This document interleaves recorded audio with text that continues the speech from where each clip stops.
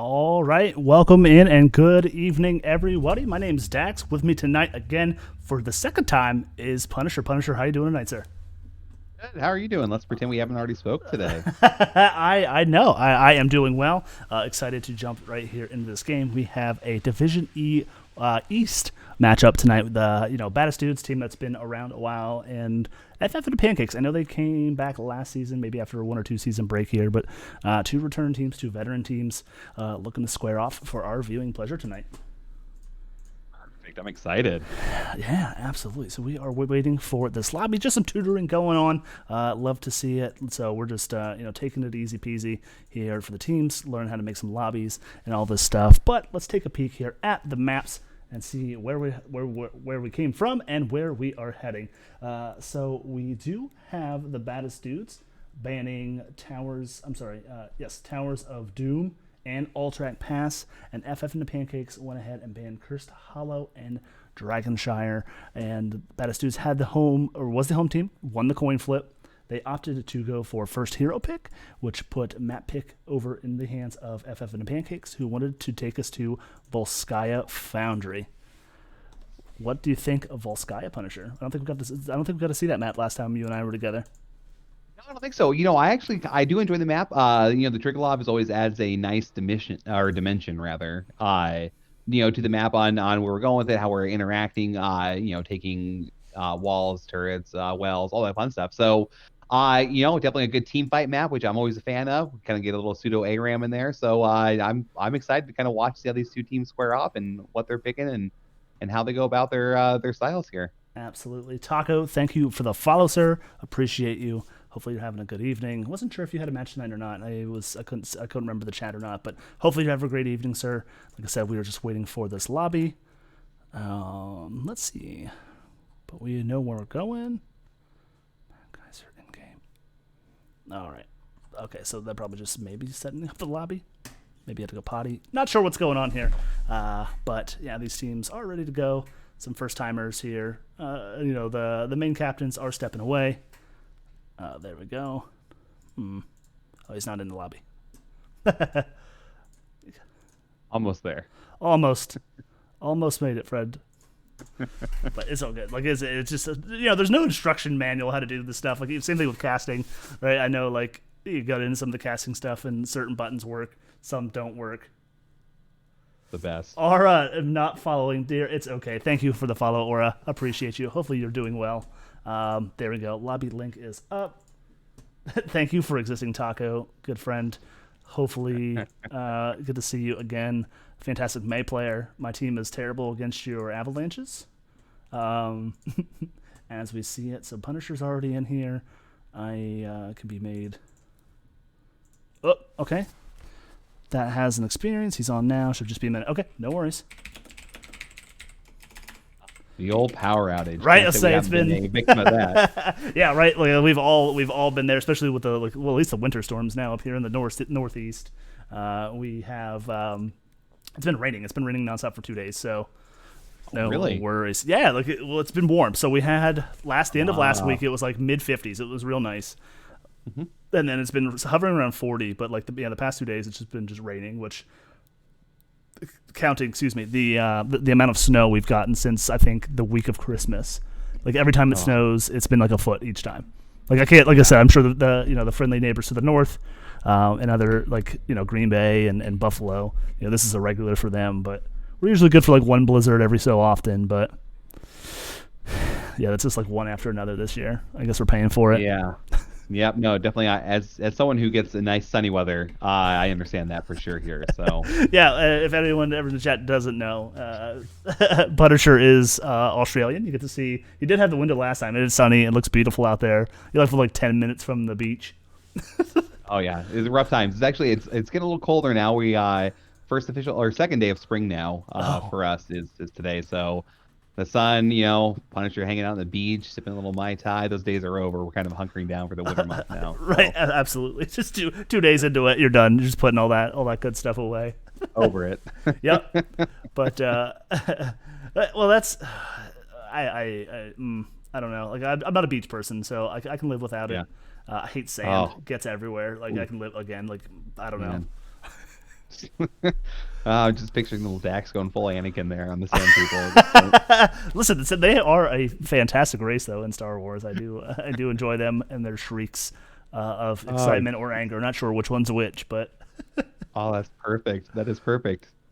maybe I'll start doing that in our scrims in our games. I won't make calls anymore. I'll just give you some short, quick, long shrieks. Oh shoot, get it on the oh the God, why am I blanking on the your little caster thingy here? What is that called now? Jeez. Your little soundboard. Your soundboard. Oh yeah, I do. I should have to get it. I have to put. I got to talk to Weenus about that. Help me get the soundboard put together. I need a couple clips out here. Yeah. Maybe you know what, R, if you're still here in the chat, maybe I'll steal the. Well, I can't steal. I gotta get R in for some hot shots, and then I'll just start taking clips of my own. I won't steal ones from Weenus, but that should be one the sand people one from Star Wars. Oh, that's too good. But I don't again. Well, listen, the whole issue is like the DMCA stuff. Like I'm just not sure what I can and can't play, especially like Disney and Star Wars. Like even though it's not music, I'm sure they probably protect all the sounds. Yeah, in case you didn't see, there's a big eye roll there, so you can watch it. I heard it.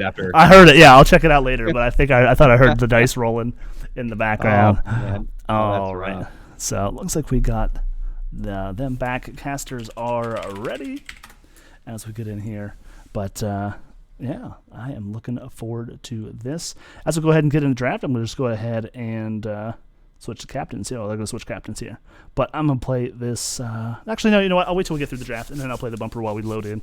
Probably the better thing here. But as we wait, thank you for everyone joining in the chat here.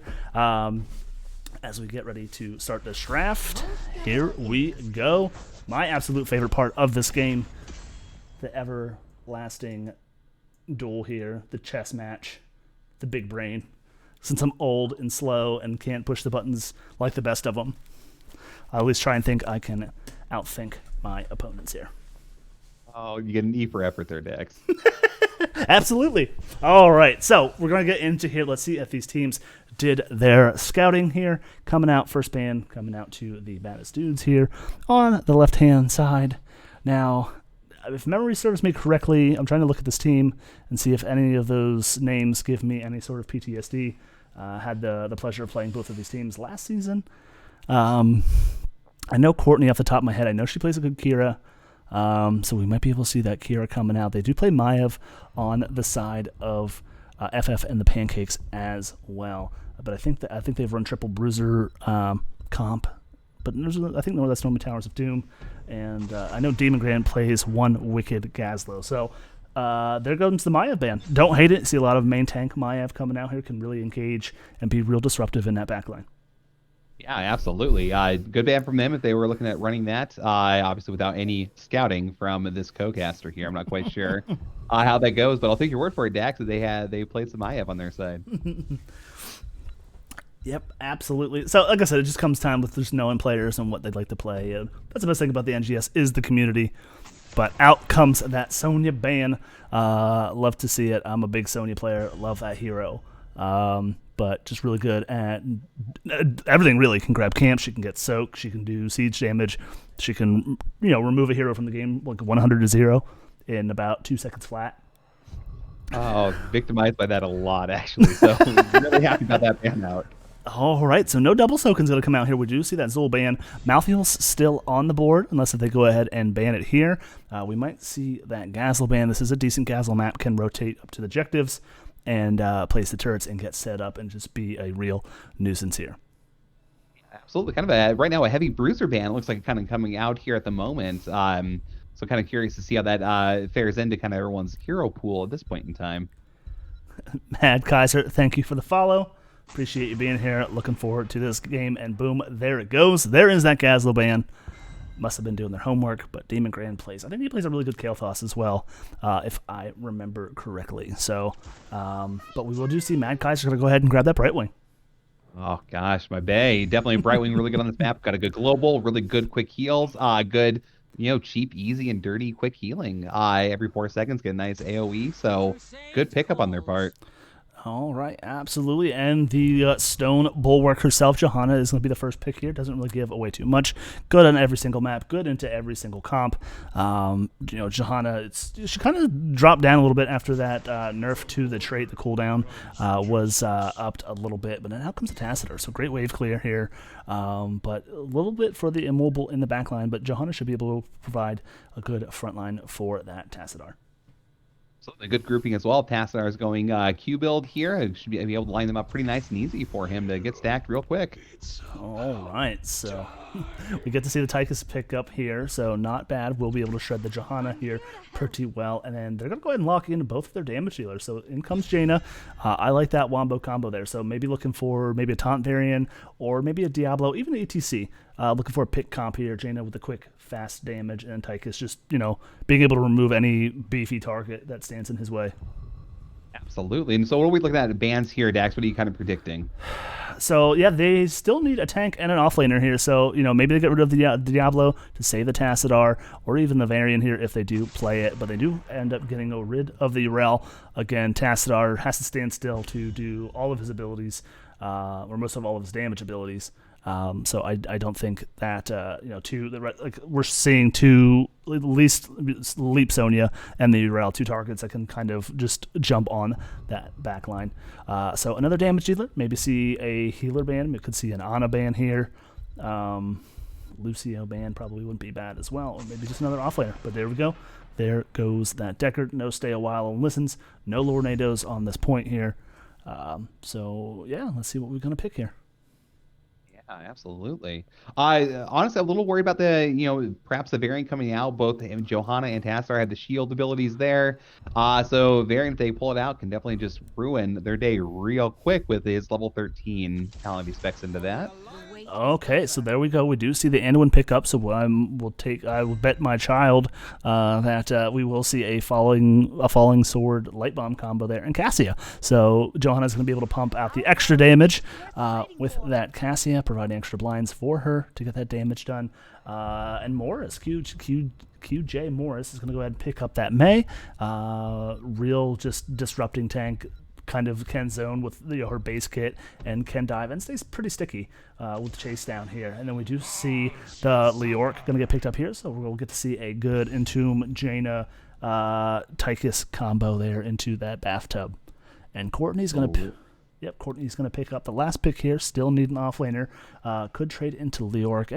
If she plays, Kira wouldn't be bad into Leoric here. I'm not sure if he plays Phoenix or Raynor, but both of those heroes trade pretty well into the Leoric. Yeah. Oh, and the Kira comes out. Good calls, Dax.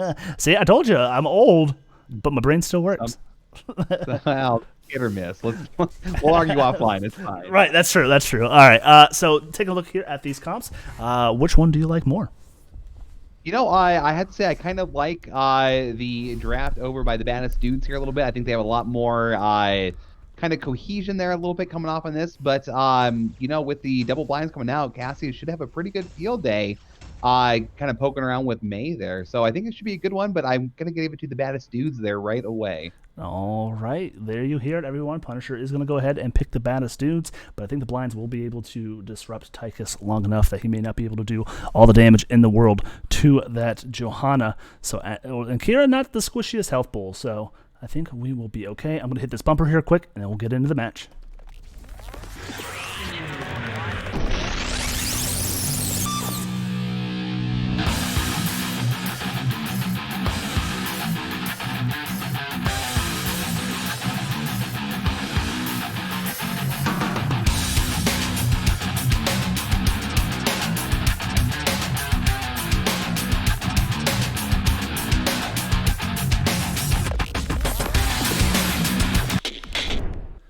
All right, didn't time it quite perfectly. Were able to run over here to the wall, but over here on the left side for the Baddest dude, we have Mad Kaiser on the Brightwing, Demon Grand on the Tychus, QJ Morris on that Mei, TG Durlock over on that Leoric, and Savior 123 on the Jaina.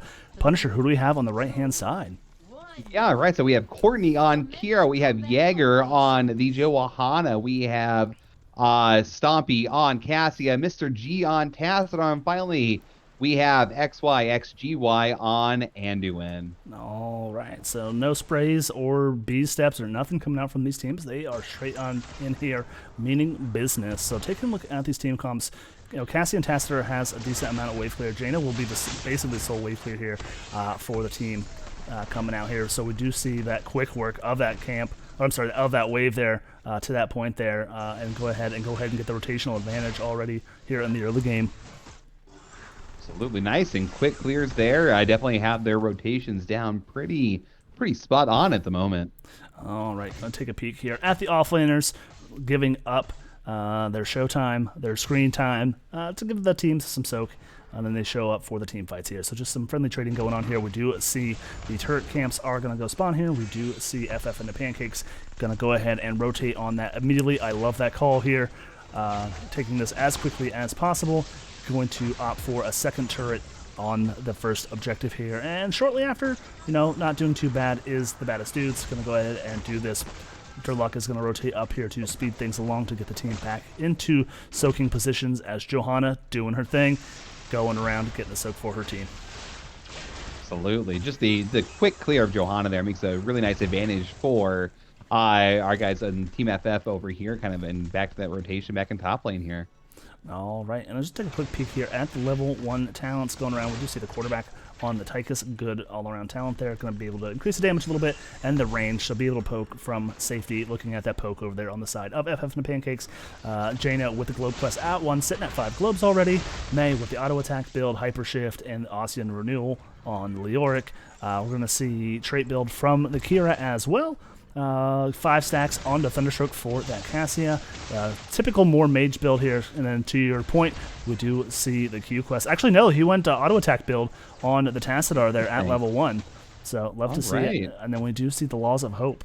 Going to be able to, I know most people are kind of down on Laws of Hope. I like that talent. I like to be, if I'm playing tank, I like to be less of a detriment for my healer. I'm sure you don't really notice that very often being the healer, but I do try and take any extra healing that I can just to save your cooldowns. If you're stream, I'll be nice to you, Dak. Of course you do. Well, I don't play that. Well, maybe Sonya. I do play Sonya. But we do see the Bruiser camp's going to go ahead and get picked out from both sides. But again, just this camp clear and wave clear coming out from the side of FF and the Pancakes will put them in a good position here to maybe think about grabbing this bionic emitter. But they're just going to go ahead and just poke away up here. Yeah, I would like to see, I think, maybe just one person on the point at the moment here from FFS and the Pancakes here, but their wave clear is just so on point right now. It's really impressive just watching them back and forth. Absolutely, and I do like this call from here for him. Durlock going to go ahead and just continue to catch bottom soak. Courtney is going to come down here and try and catch us. Like, look in the stall here as well, trying to delay that. So great trading here from Durlock, but looking to get 7s for the team. Actually, we'll come online here for both teams pretty directly. I do miss that biotic camp, but Stampy's finding himself a little bit low. The blind does come out, but in comes the Fen, but we do see the Hyper Shift going to come out onto Morris, but it's getting poked from the backline now, so it definitely needs to be careful. But they do live to tell the tale. Yeah, good trade for the Baddest dudes there. They were able to get the turret out. They were able to keep that and get the biotic emitter and still have their turret as well. So overall, it's a nice win, kind of approaching 7s there. All right, absolutely. Chastise is going to come out onto that May. It's going to take a full Tassadar Q to the dome. And that thing hurts, especially, like I said, usually if you go stacks with it, it already hurts bad enough. But come late game, if they go Q quest at level 1, that thing just hits like a truck. Absolutely. We see turret come out there from Leo there, looking to lock in some stuff, maybe take over camp here for a little bit. All right, so like to your point there, they do drop that one turret, but the other one is up and available. We do see FF and the Pancakes going to go ahead over here and rotate over on to theirs as well. So a brief little stall. Great play by FF and the Pancakes. They're already sitting at 85%. They are in no hurry at all whatsoever. So here we go. We will see this brawl. Banky with the raid of 15. Hopefully everyone coming over enjoyed the game. Looking forward to catching that one. But in comes Johanna with the condemn. Finds himself stuck in the back line. Yep, absolutely. Going to pop that unstoppable to make sure they get out of there. Out comes the polymorph onto Stampy. Stampy finds himself off of the blade. Courtney with the peel. In comes a 4-man condemn from the Johanna, but Durlock is thirsty for Stampy here in the backline. Out comes a Blizzard. Going to connect to 4 members of FF and the Pancakes. Out comes the Jaina damage. They are not done yet. 2 members down, and that is a double kill. Stampy does get out there with 100 health and a 90%, and I think Savior, does he get the spell and the heal? Does Brightwing get that quick fart off? And it does live to tell the tale here, and the first Triglav is going to go over to the side of the Baddest Dudes. Well done. I think on that one, Dax, you may disagree, but I think a lot of that win right there was just good Leo play, and also just the kind of the item advantage that we saw from the Baddest Dudes there with the heal camp, and also that extra turret just really did wonders for him to kind of force them off the point. Yep, absolutely. Hunter Purebred, thank you for the follow, dear. Hopefully you are feeling better. I'm glad you're here in the chat. I know I said you weren't feeling up to even co-casting, but taking this one here. But thanks for being here. Thank you for the follow. But yeah, to your point, I mean, this is Volskaya. Usually the toys are the name of the game. The Triglav is pretty, depending on how you look at it, pretty pointless up until level, or the third level there, the third one of the game. But down goes the wall, down goes the tower. Standard procedure here with this Triglav. Going to go ahead and just poke down this fountain. Easy peasy, lemon squeezy. Gonna go ahead and rotate out of here. Maybe get a little more value mid as I do peel away here. Absolutely. And 10 advantage right now online from the Baddest Dudes. So I think we'll see FF and the Pancakes kind of wait a little bit out and try to get tense for look for a re-engage here. All right, and that Ice Wall's going to come out. Not going to land on Johanna, but just an amazing job just zoning there. And the Yeet of Faith is going to come out to save Yerger. They do burn that Entomb, trying to lock Johanna there in there. And that's one thing I do like about experienced Leoric players is going for that Entomb. Even if the wall's not down, you can catch people right there and you can still damage it. It provides vision, and your auto attackers can get the damage in there. But just landing those Entombs through the wall like that can really turn the tides. But the poke damage is going to come out from Mr. G. Finds himself going to get head slowed. Out comes the Welly. The poking, the extra slows is coming down. And down goes Tassadar. Unfortunately, the healing is not there to keep him alive. And just great trade, great pick there for the side of Baddest Dudes. And they have their sights set on this top fort here.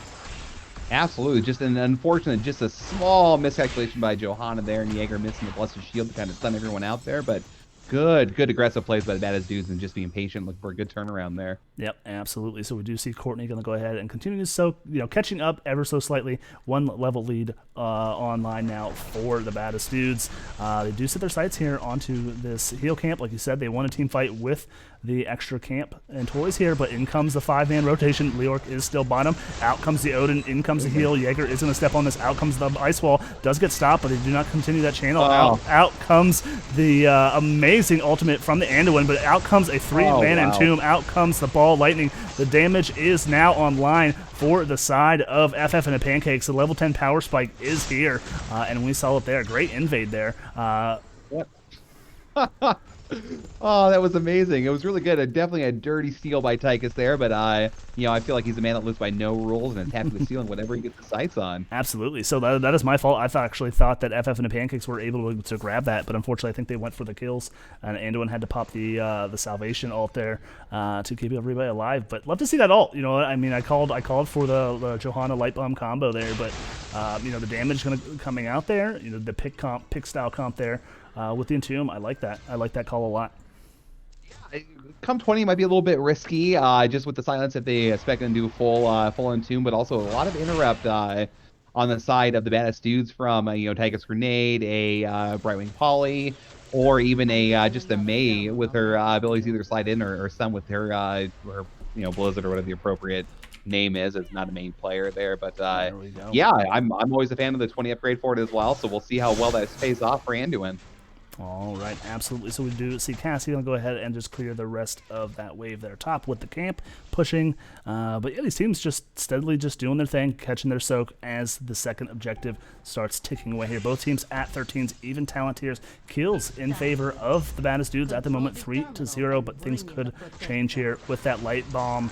I'm sorry, not light bomb, but the black hole combo and that Cassia Ball Lightning. All out comes the Ice Wall. It's going to out comes the Salvation as well. Just everything going to get dumped into that Entomb to save Mr. G here. The damage is coming out. Everyone is pushing their R buttons, but these healers are doing a fantastic job. Nobody's going down. Durlock is in the backline here again in the second team fight, chasing down the Johanna. Does have the Stinky Fist on, but out comes the boop coming back from Durlock from Courtney. Does find herself. She is going to get out of there. So great heals coming out for herself. In comes the icing, the boop back. Mr. G. Out comes the Eat of Faith from the Anduin, but Jaina gonna get caught out there by that Cassian. Great job there. Q Morris is gonna be run down here. The damage is gonna come out. The great blink here from Mad Kaiser. Q Morris will get out of there. I don't know how she lives there, but great job by the Brightling there to keep the tank alive there. And we will see the first set of channels going over to FF and the Pancakes.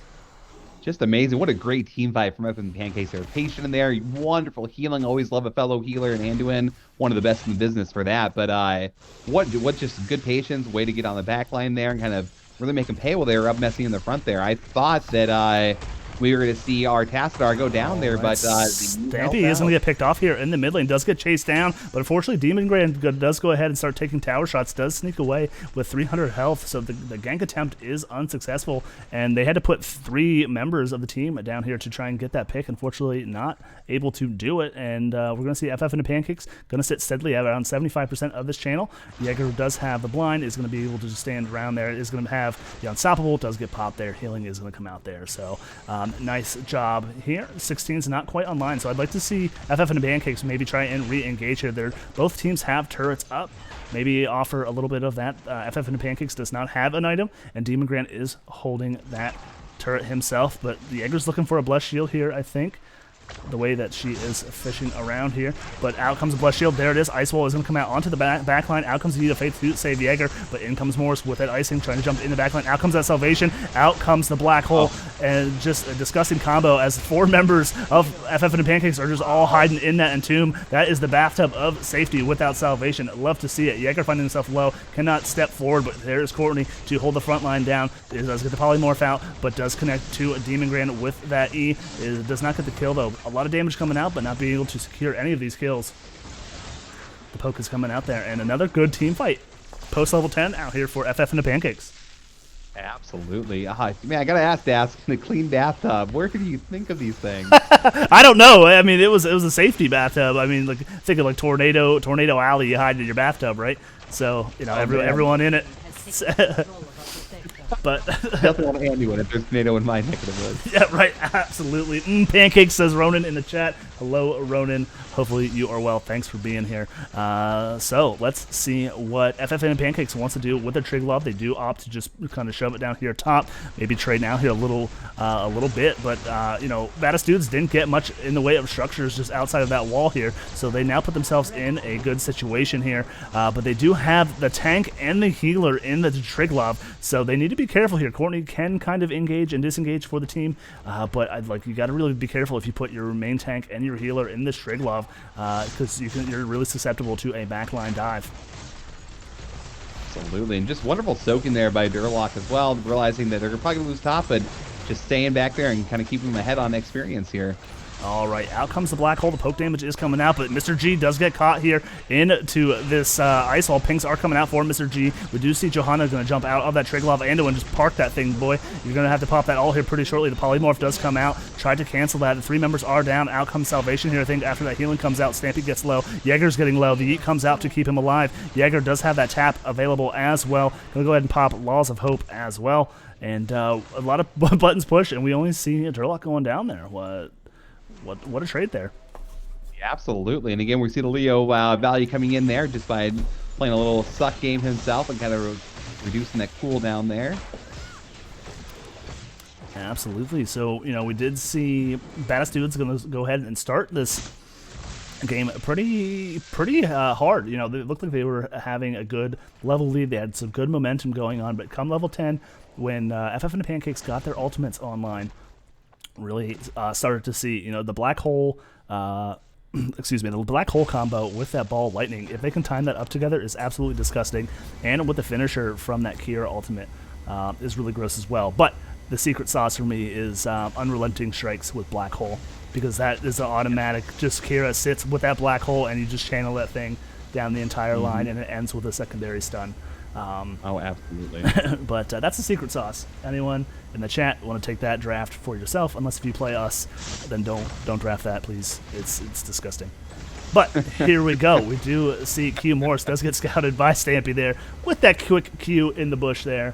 But just gonna go ahead and grab vision and just make FF and the Pancakes gonna go ahead and rotate safely here. Jaeger is gonna get step up here onto Durlock. Durlock does pop the spooky walk to go on out of there, just mopping that floor with that spooky walk. So, but they do show here up in the top lane. In comes the poke. Stampy does go ahead and throw out the blind, but does not go ahead to get the fan.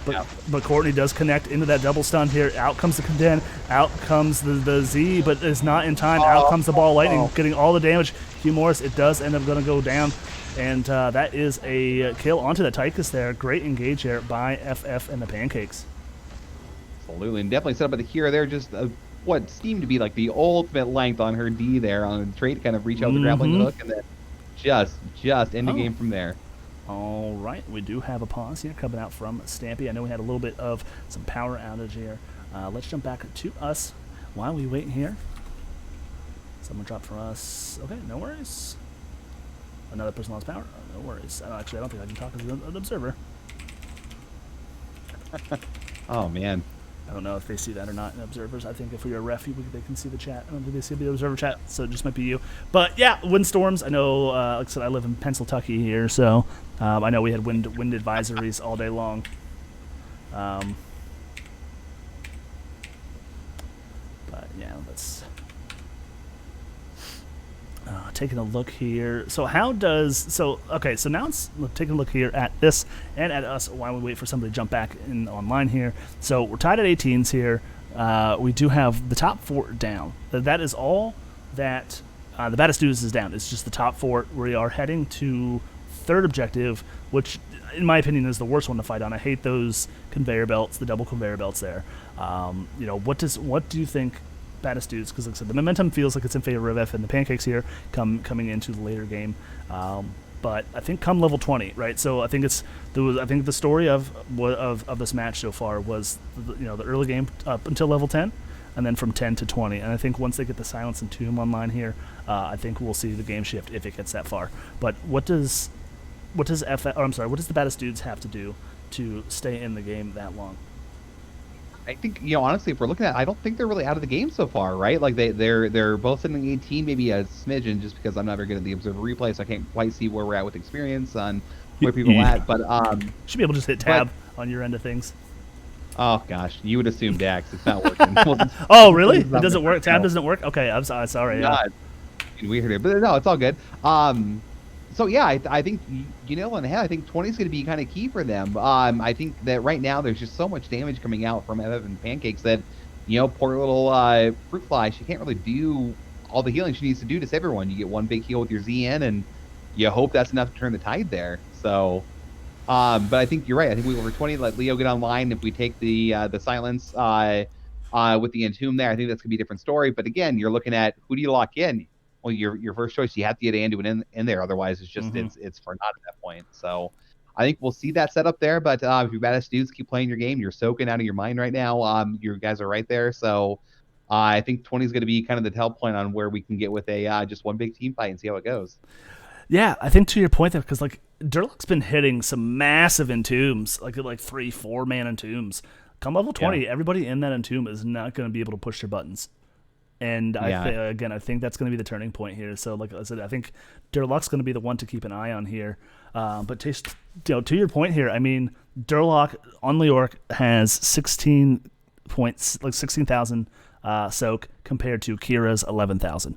So, I mean, 5,000 more experience. He's literally keeping the team in the game here.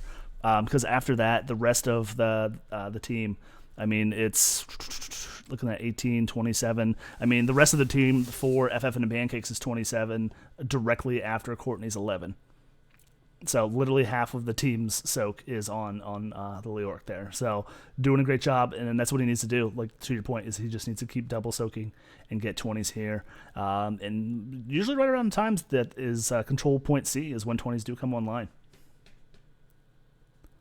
Yeah, absolutely. And if you're up at the pancake, I think you keep playing this aggressive. I think the Johanna flanks are really good. Coming in there, bless the shield everyone, and there's just so much damage to get out there. You're grouping them all up.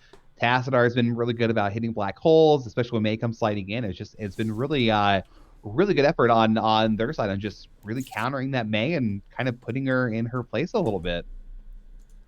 All right, so like I said, just some power outages trying to get some Wi-Fi hotspots rolling on the phones, and maybe the backup battery or generator for the computer here.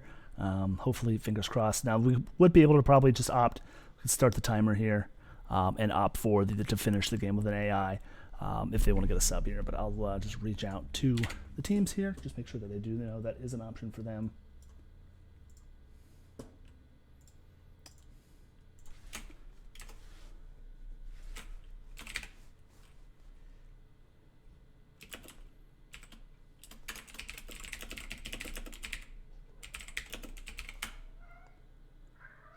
Sign out.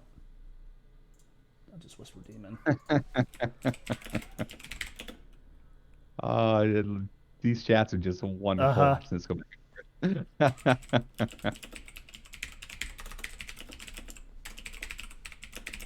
All right, further going on. Dax, you want to explain the rules on, mostly for my benefit, maybe for other people watching as well, kind of what the rules are for a disconnect in the middle of the game? Yeah, so the disconnect within the game, because usually, like, at this point, it's a little too late. They're not going to restart the game, so the game's already...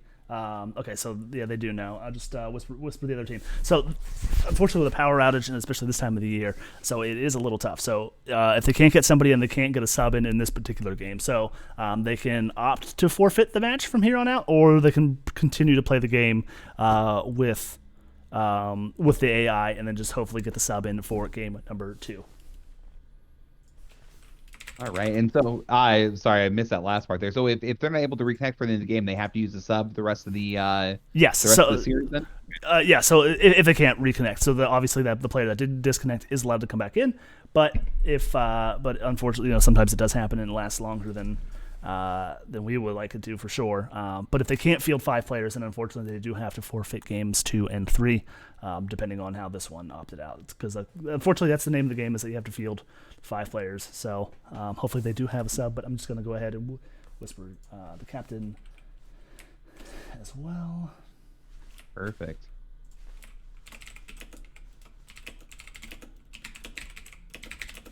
But unfortunately, I know like week 1 we had that nasty snowstorm that like I think half of the first week games got rescheduled. It was pretty awful. Wow. Yep. Pretty sure I went to the beach that day as well, so rough.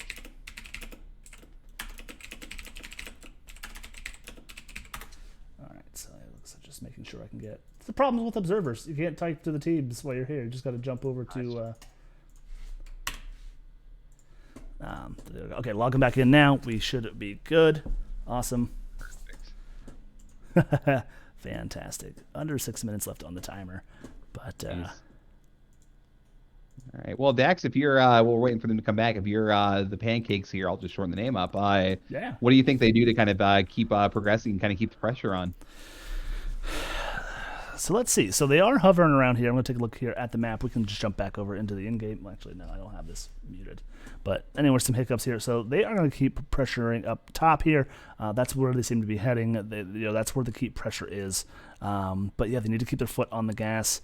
But it's real quick turnaround here. So they need to be patient because they can't afford to lose a team fight here down 20. So unfortunately, all the lanes seem to be pushed out. And if I were them, I would maybe just rotate here down bottom and just try and, since that's where the next objective is going to be, I would try and start pushing out that lane and maybe try and get some structure damage on that wall or that fort. Absolutely, yeah. I think definitely prepping that bottom lane, might look to be top priority there. For the Pancakes, perhaps, but also a top push. They have, starting to get the collection of the catapults there. Maybe they look to try to take wall, maybe force them to retreat back up and have to deal with the heavy push top. Yeah, absolutely. Thanks for casting. Mad Kaiser, of course, have nothing but love and respect for both of these teams. But just some good people out here in NGS, good friends. Always the competitive part, right? It's all a game. We all love this game. So you make some friends here along the way, and that's the best part about being a caster, right? If you can't, like, why cast if you can't cast your friends? So love to see it, love to do it. And then I saw the chat earlier, so it looks like we are going to get the ready. We're going to jump back into game here as we start the countdown. But yeah, here we go. Gonna finish this out. 18s all for both teams. The eternal grind to 20 kill lead. 5 kills in terms to 3 in favor of FF and the Pancakes. But it won't stop them here. So let's just keep this rolling. So the rotate here from FF and the Pancakes here into the mid lane. QJ Morris is going to be safe, is on the mount, but just providing vision. In comes the rotate here, maybe onto a gank. Great halt there by Anduin, making sure he's not going in first, leading the charge there. You know, wait for the tank or the bruiser to get in there first. Always key. Yeah, you know, we like being aggressive. We like being aggressive. Yeah. But all right, so we kind of thought they were down bottom here, looking to push this in and maybe take the well out while we're here. Yep, absolutely. I like this call. Out comes the the teleporting auto attack from the Tassadar. Love to see it there. So yeah, the down goes out wall. They do have some structure damage in onto this fort here. So already halfway. It feels like we just jumped back into this game. We were talking about level 18s, but we are already halfway, 220 on the both sides of both of these teams. The turret camp does pop up first for the side of the Baddest dudes here, and we do see mid lane is going to get cleared out. And seeing that they are trailing 20s just a smidge, they do opt for to just peel off this a little bit. Jaeger needs to be okay. Does probably going to get the polymorph. Nope, does eat all of that Brightwind Q, but just trying to tippy-toe onto the point here. Does get the polymorph. Out comes the Blister. Does pop the unstoppable. Out comes the Yeet of Faith, but Courtney is going to re-engage here. Somehow does going to go ahead and cancel that, but the Ice Wall does catch Jaeger in the backline, but does have that heal camp. The turrets do get dropped on this conveyor belt, and this is just an awful point. Like I said, I hate this point because of all this stuff going on here. Jaeger does get stunned into that blizzard, does drop the heal camp, running on the treadmills. Out comes the black hole, not going to connect to anybody on the side of the Baddest dudes. Jaeger finds himself low. The poison damage is out there, and down they go. Courtney finds himself, is going to be blind, does have the and in comes that silence behind the wall like I talked about a little bit earlier. Out comes Welly to get that damage in there, but the healing is coming out from Courtney herself on that trait, as well as Anduin there. But great job. You know, only losing one, down 20s, but unfortunately 20s now online here. Johanna is down for 40 seconds. But 20s are online, and you know, in case of FF and the Pancakes, you need to be careful here. I don't know if I would pick this fight down 5v4. They do rotate up here for this particular team fight. Baddest dudes want this. Out comes the Ice Wall, is going to connect onto that Cassia. Out comes the Odin. They are looking at it. The blind does come out. Down goes Stampy, and then unfortunately the canceling on the Salvation ult, but down goes Durlock. Does get the trade, but Mr. G does with that Yeet of Faith. The jukes are real coming out here, and the stun from Courtney. The peels are fantastic. Johanna is up in 5 seconds. Leo is down for 48, but can cheat death, and Kira just with a disgusting kill onto the Mei. So that is a 2-for-1 trade there in that second bout, and we do see great value right there. Yeah, absolutely. Just Kira being played by Courtney at just a fantastic level there, just being able to secure the kills for the team. But we do have the Baddest dudes are going to opt for that. I was going to say they're going to try and get the rest of this channel, but you know, down 2 members, 2-1. Out comes the stun. We'll see Demon kind of get caught out here. In comes the blind. In comes Courtney with all of the damage. Does connect back onto Demon Grant here with the grappling hook, but the polymorph does come out, and just great healing coming out from Courtney, having all that point damage done. And Jaina does finish her quest, so she should have Ice Block available now. And the rechannel, 99%, they do take that back over, is FF and the Pancakes here. Leo is back up. Mei is back up in 10 seconds, and we are at 65% and counting. This thing is ticking way faster than I can actually count with more than one person on it. But here we go, 80% and climbing. We're going to see Ando, you got to stay on that, my lad. I think we just see a give here by the Baddest dudes. We kind of reconvene here a little bit and see what they can do for a kind of a counter push here. Yeah, I was gonna say both these teams have their fort here in the bot lane, so we do see Tassadar and Anduin hopping in it this time, so they do need to be careful. Cassie does have some self healing as well as the Johanna, and but out comes the 2-man Barry alive, and the Ice Wall on top of it. Wicked combo coming out from the Baddest dudes. The silence on top of it. Kira does go ahead and hit that E. The sprays are going to come out. Love to see it. Stampy does start running away. Jaeger is going to get sucked by Leoric here. Not going to do any damage, but does slow her and brings him back here a little bit. And there's that backdive engage that you need to be oh so careful about when standing in the Striglov protector. I think actually, you know what? I think the Ice Wall might have saved him a little bit there. Unfortunately, just Tychus was already kind of lined up to start hammering home on people, and it just kind of zoned him out a little bit there and allowed them to recover. And you know, here we are. We down one with the Leo death there. Yep, absolutely. I mean, it couldn't, but would you catch Saver? But there goes that ice block, going to be able to cancel that stun coming out from Courtney. But Q Morris does go ahead and pipe the stasis there. Stampy does lose the ball lightning there, but they are in it to win it here. They're going to opt to rotate up here in the top, looking at a keep. The chase is on for Demon Grand. They need to be careful here because they are taking all of the core shots as well as all the damage from the baddest dudes here, but they are working on this key, looking to open up a winning condition for the team, but this thing is low. Out comes the Entomb again, the polymorph on top of it, just a disgusting combo, but then there's that ice wall going to be able to just kind of blank out all of that damage, and just that Anduin ult, the salvation, invulnerable is there. Interrupt. Ooh. But great interrupt, but no kills there. Going to be able to live through that, and to your point, and down goes Durlock in the back. And yeah, that was just a crazy engage. There was a hard engage onto FF and the Pancakes with that Silenced Entomb. But again, that ice wall just kind of times out people from all the damage being dumped into that Entomb. Yeah, and it's just unfortunate, but well done on definitely FF and the Pancakes there, kind of staying alive, healing through it, and really just surviving the kind of the you know, we'll call it a 3 and you know, 3-person on or kind of a defense there with the kind of ignoring the people in the Triggerloff, kind of doing their own thing. Yeah, and then that's the biggest gripe about this particular map in the objective is that, you know, especially in a coordinated environment, you know, in Storm League it's one thing, but we do see the middle fort go down here. Durlock just going to finish cheating death here, so should be able to resurrect here. So post level 20s, we do have Leoric back up. You know, we do have camps on both sides. Now we do have a keep down, and only two keeps up on the side of the Baddest dude. So, you know, the game's not over. They just kind of have a little bit of an uphill climb, seeing how FF and the Pancakes does have all of their structures up. We do see both teams opting for their fortification camps. And the top lane, we do have their Bruiser camp going to go ahead and start pushing already. And we do see FF and the Pancakes rotating to their camp as well.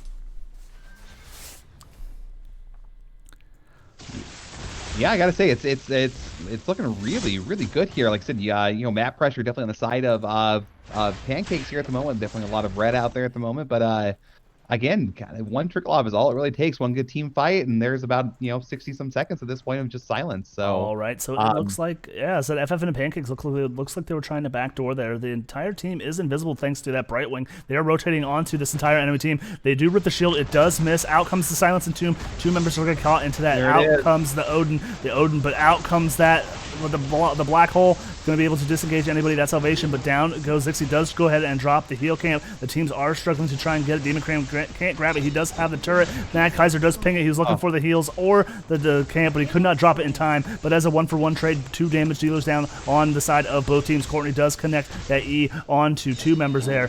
Down comes the turret. Out comes the ult from Courtney, but not, unfortunately, to get the kill onto that. Morris does pop the trait to get that healing there, and a 1-for-2 trade. I'm sorry, we do see Anduin fall there as well as the Cassia.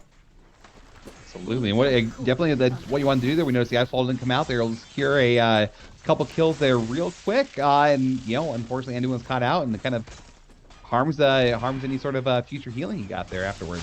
Yep, absolutely. So I like this call here. They do step up to the wave, that they, or at least the structure that they have the most damage to and take quickly. But unfortunately, the wave clear on the side of FF and the Pancakes is really good. So they're going to have a hard time trying to push into anything against them. We do see Leo back here defending what he can with that turret there. But here we go. Anduin is up. We do see Tychus up here in 5 seconds. Cassia is up in 7 seconds herself and counting. We do see the contested channel here. This could be the last team fight of the game here.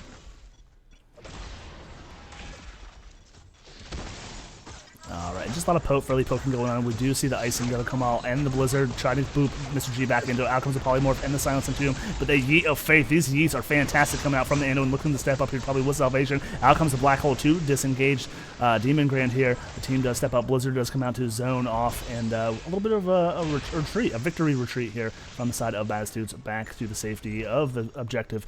But awfully healthy here is going to be FF and the Pancakes coming back in to rotate here.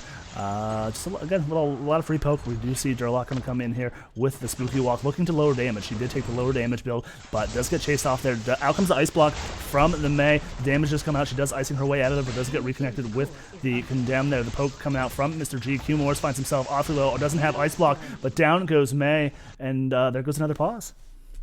Right. Yeah, absolutely. Good patience on the side of Pancakes Hill. We're waiting for the May to come back in, but one thing you notice, Dax, on that core, we got 2 catapult little minions looking for the win here. Yep, absolutely. So another DC here. So yeah, taking a peek. Oh, actually, I jumped to us, but here, let's jump back into the game. We can kind of evaluate here what is going on. So we got double minions here. We do have FF and the Pancakes winning that team fight. Unfortunately, May was the hero that did DC. They did get picked out there, so just an unfortunate circumstance there. So Baddest Dudes, they find themselves kind of stuck between a rock and a hard place. They do have 50%. They need to try and at least fight here. I don't know. They should be able to defend, though. I don't think they're out of it yet because they will have to march this thing up to the top lane, but they need to go up and push that lane out there a little bit. Yeah, I think what we'll kind of see them, like you said, just kind of come and clear up, and especially with the May down, they're going to be down for just a few, another 60-odd seconds without May when we get the reconnect back. So, good enough time. They can maybe secure one more kill. Maybe we look for a just push top and end. Yeah, all right, absolutely. Doribo, sir, I just caught that 21 minutes ago. Thank you. If you're still in chat, thank you for the follow. And Stark TV, May DC'd and got 100-0. Yeah, unfortunately, the AIs really aren't that much of AIs there. Just kind of catching themselves. Usually they back. Usually the most instances I see, they just try and like straight walk somewhere and then just try and back. Sir Alan, rip in the chat. Absolutely. Hate to see it. But yeah, to your point, Windians are already on the core. They are down their front line. So they will have to send somebody back, but I think it needs to be Durlock, or the whole team just needs to maybe grab that camp here. I think is what they need to do, and just push out this lane. Because they're gonna have May back, I think, in time. Maybe it might be a 99% last team fight stand for the objective here, but they just need to push that lane out and force them to go through one of their structures here. Yeah, absolutely. Well, Dax, you got a request. You got to tell us a great joke now. Well, actually, anyone, if you'd like, exclamation dad joke in the chat. The bot will throw out some dad jokes there. But I don't have any too much jokes here. Div E, yeah, like I said to everybody. Like I said, unfortunately we're observers, so I can't chat here. Dax, is it dad jokes or dad joke? Joke. Singular? Yep, just singular dad joke. And you can also do just exclamation point commands. There's a couple commands in there. But what do bees do after they are married? They go on a honeymoon. Oh, man. Love to see it. But no, I mean, unfortunately, like I said, I think everybody's just dealing with the weather situations this particular year. We're all stuck inside, and then now we're trying to, and the second part of quarantine 2021 here, now the outside is just not making being inside livable. So, but yeah, no, definitely. But here we are. Oh man, it's good to see also kind of this chat go back and forth with the teams here. Everyone's kind of got a good sense of humor about it. No one's really getting too salty with the interrupts in play here. So all right, good dudes all around. Jumping back in here, yeah, absolutely. We'll go ahead and get that start, but disconnects on both sides this time, so it's not just one side or the other. But yeah, just some strong winds blowing through the northeast up here. So here we go. We're going to get here into ready this. So let's see what FF and Pancakes does to decide here. They can probably leave Courtney. I think they would just assume to leave Courtney here on the point and just push out, maybe try and get, maybe even end here. They might try and end and just keep Courtney or Jaeger on the point. So we do see Baddest Dude's going to go ahead and take this camp here, and they are positioned. Okay, I like this call coming out from FF and the Pancakes. They're going to take this camp away from the Baddest Dudes before they can just go up there and take it and push out this lane. So we do see the win condition online here is top lane for FF and the Pancakes, and they're doing a great job just keeping the pressure here. They have the camp to deal with now. But Jaina should make quick work of this. She should be able to clear that camp within about 11 seconds there. And then just Jaeger over here doing the Lord's work. Just the mindless channel here. The MVP really of the game here. Just Johanna, we'll zoom in here. Look at the brown boy, that beautiful pony. There we go. Level up moment there. But beautiful pleb horse there coming out. So here we go, putting Anduin in there. Honestly, I think there should be Courtney and Stampy in this thing. You want whatever hero has the least amount of siege damage should probably be in the Triglav, but they're gonna opt for the one-person strategy here. So which is the healer? Not sure if that's the smartest, but we will see here. Out comes the Blessed Shield, does connect onto Demon Grand. The Blink Heal does come out from the Brightwing to get the Invisible and top them back off. So we do have a heal camp from Stampy here, and we do see a turret on Savior as well. But Courtney just jumping on the backline is gonna go ahead and take down Durlock when he jumps on the backline trying to look at Mr. G. But Cassia, yep, absolutely. Cassia does go down here as well, but we do see the core getting chunked down here by the Triglav, and that will be GG's end game 1 going over to FF and the Pancakes. Well done. Dax, I think you proved me at this point. Definitely not the one to call drafts here for us. No, it's quite all right. Like I said, draft is the hardest part of this game, but it is like my favorite part. And just to shout out, like I said, there's some great stats websites here at NGS. We use Heroes Profile, but Hots Logs is back up and running. But there's actually a game you can kind of take a look at a draft. It just from a replay that's uploaded, you can kind of see it, 2 teams to draft, what map it is, and it's like a guessing game. And I think once you get 3 wrong, it just restarts. But you can kind of guess just by looking at the team comps and what map it is. But a fun way to kind of guess those. But Stark TV, thank you for the follow, sir. Appreciate it so much. And Blagster, thank you as well. Glad everybody's here. Hopefully you're enjoying the cast. Why did Mozart kill all of his chickens? Because when he asked them who the best composer was, they all said Bach, Bach, Bach. But sitting here taking a look here at the stats summary here, but Cassia just pumping out a tremendous amount of damage here, 113k for the team, opting for that Q build, but that went to be a late game. I'm curious on how many stacks she did get. We'll take a peek here. And Demon Grand with the Tychus, 65,000. So pretty close here, but Tychus did have the double stuns, the double blinds to deal with, so not really getting the full value out of his trait there. Going to take a peek here, but the healing coming out from that Brightwing, astronomical. Brightwing didn't die at all whatsoever, almost doubling the healing from Anduin. So just Mad Kaiser just pumping out that healing. Yeah. All right, and I don't know if you have anything to mention on the stats there, but I'm going to jump over to talents here. Anything catching your eye here? I kind of expect what I thought I would out of Baddest Dudes with kind of the setup they were hoping to look for there. Unfortunately, just didn't pan off there. But yeah, I'm just Anduin's kind of the one that's catching my eye here with the Salvation set of the Light Bomb, and it it paid dividends for them really, really well. Both the 10 and the 20 upgrade on that. I don't think we saw the 20 upgrade and the value come from that. I think they died the first time it reset, but honestly, it was really, really well played by FF and the Pancakes, just really hanging in there, kind of taking the licks the early game, and the metaphorical pedal through the metal for the last 10, 11 levels there. Yeah, absolutely. So like I said, it was just, and I even tried to call the Silence and Tombs, but just I think a little bit of miscommunication there between just with those ice walls, I think it was just maybe the little bit of the issue there, because I think to your point, like they were stasis out of a lot of the damage getting dumped into those entombs. Absolutely. All right. So just updating the maps here. Ugh. All right. So we do have that. Gonna go ahead and popped up. Let's jump over here to the map picks and bans here, seeing where we went. So this time we did see FF and the Pancakes gonna go ahead with map pick in game number 1, and they ended up winning it on Volskaya. And then Baddest Dudes did opt for first pick here on this particular map as well.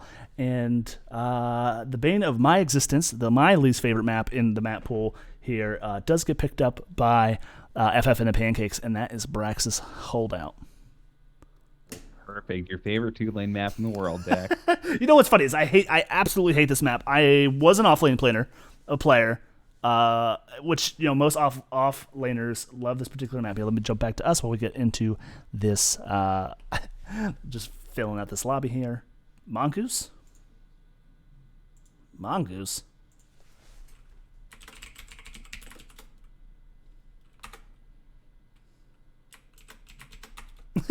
Sorry, I don't know if Mongoose clicked the wrong one. Let's get Punisher in here. Oh gosh. I always forget that your name starts with a D as well. It's all good. I think I found the link there and clicked on it, so we'll see. Oh, yeah, I gotta leave game first, maybe. Nah. Yeah, worst caster in A. Nope. Co-caster in A. No, you're doing great, buddy. This is your second one. You are a professional here. But again, thanks to everybody in the chat. Hopefully we can get... He left. He must have clicked the wrong link. Too many... That's usually Thursdays. Mondays are usually pretty tame for when it comes to games in NGS, but Thursdays, man, like you got to be careful even where you click, because like I said, there's games just rolling in the NGS chat there on Thursdays. But yeah, so being an offlaner, like this particular map, you can win the win, like it's painful, right? So you can kind of win your lane, but if like you really have no way of helping without abandoning top, this is that island map, and if your 4-man doesn't win bottom, then all of your hard work is essentially for nothing, right? Because you're just stuck, and then the team rotates while your team's dead.